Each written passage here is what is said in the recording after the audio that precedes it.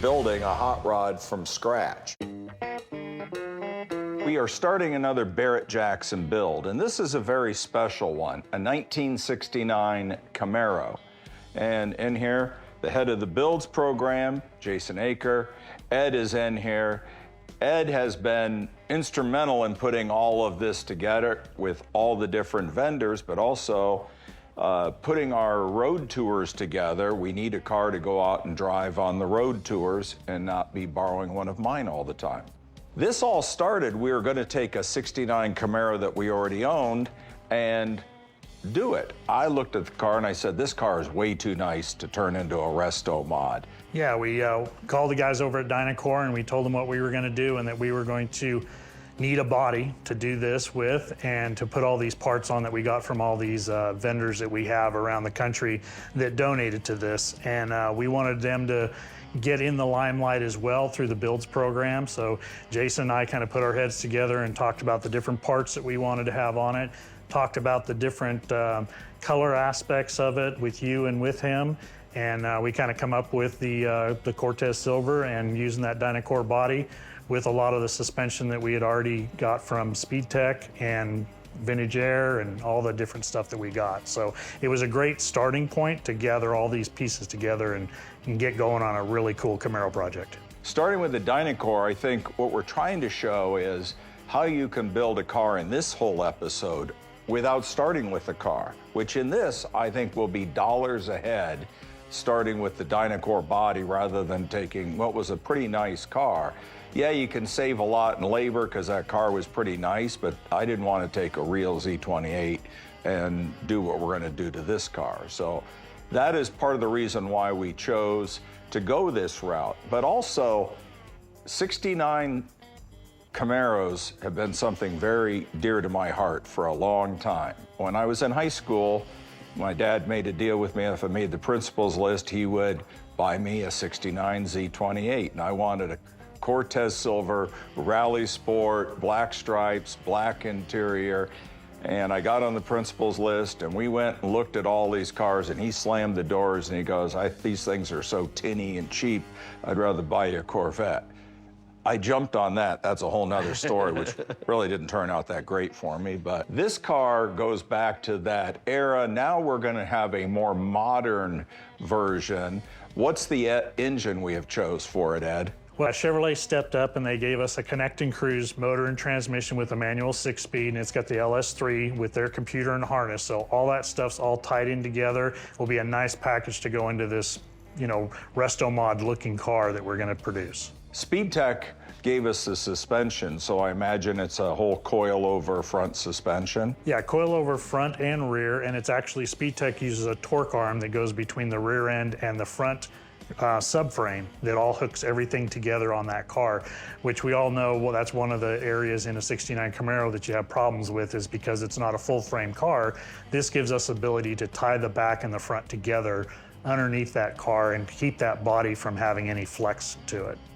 And what's the horsepower of the LS3? Is this a hot cam? It's a 430 horse. 430 horse. And you're putting Vintage Air on it? Vintage Air, we're gonna do their front runner setup for the pulleys on it and everything. We'll put a bigger radiator in it to make sure we're gonna be cooling.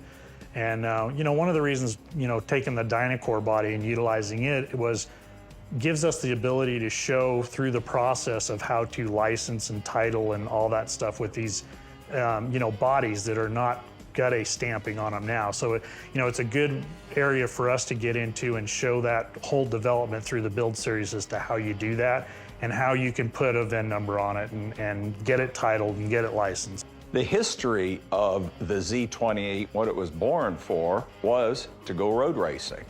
The same reason, Ford brought out the Boss 302 and, I race a couple of them, orphans. I race a Javelin and I race a Cuda.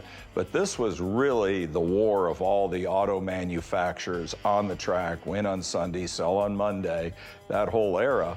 And I think this car is a little bit of a homage to that. It's got a small block, it's got a stick, it's got a great look to the car. So let's look at the rendering. Yeah, and we had Eric Brockmeyer from Brockmeyer Designs that kind of put this together, and he was trying to, you know, bring our stripe into it with the name.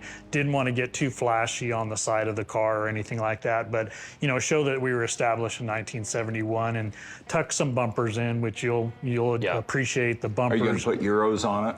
Rubbers? Well, I think we're going to make them just out of, you know, steel bumpers to give it the same type of look as the Euros, and then, you know, custom spoilers front and rear. The main thing is we want to have a unique car because there's a lot of them out there. We want to put our own personal touch on the car to set it aside from everybody else's. I like the exhaust. I do too. So is this custom exhaust? Who's going to make the exhaust for the car? We'll probably build it here.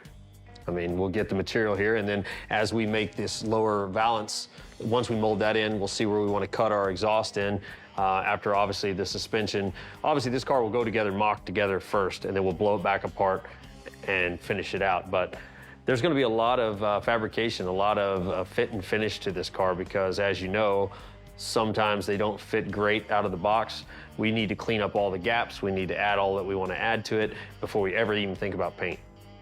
So what are all the creature comforts? You said vintage air, you got electric windows, tilt. Yeah, we'll have a tilt steering column in there. TMI seats will be in it. They'll incorporate the red stitching that'll go through it. They'll do a plush headliner for the car as well. So, I mean, the cup holders, you know, put a nice stereo system in it. You know, Kicker's gonna, you know, give us the product for that. And we'll probably have a head unit that we can have navigation because if this thing goes on road tours, you want to have that navigation as part of the vehicle and not have to be adding something on. And you're going to have bare brakes, so plenty of stopping power to go with the motor. And what are you going to use for instrumentation?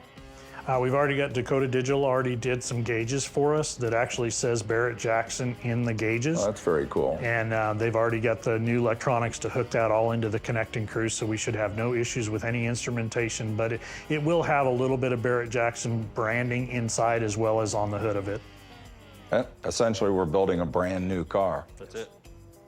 Pretty cool. Well, I think you're heading in the right direction on it. I like the concept. I think it's been thought out. Let's just hope, get all the parts here and everything fits together first shot. Yeah, we'll get the Dynacore body and the Speedtech suspension coming right away and get all that stuff so Jason can start building on this with the rest of the builds team. Yeah, we've got it set up. We're going to plan on trying to get it there at the end of the week, pick up the body, get it back, and then once we have the suspension, we can really start putting this thing together. All right. All right. Very good. Thank you. Do it. Yep.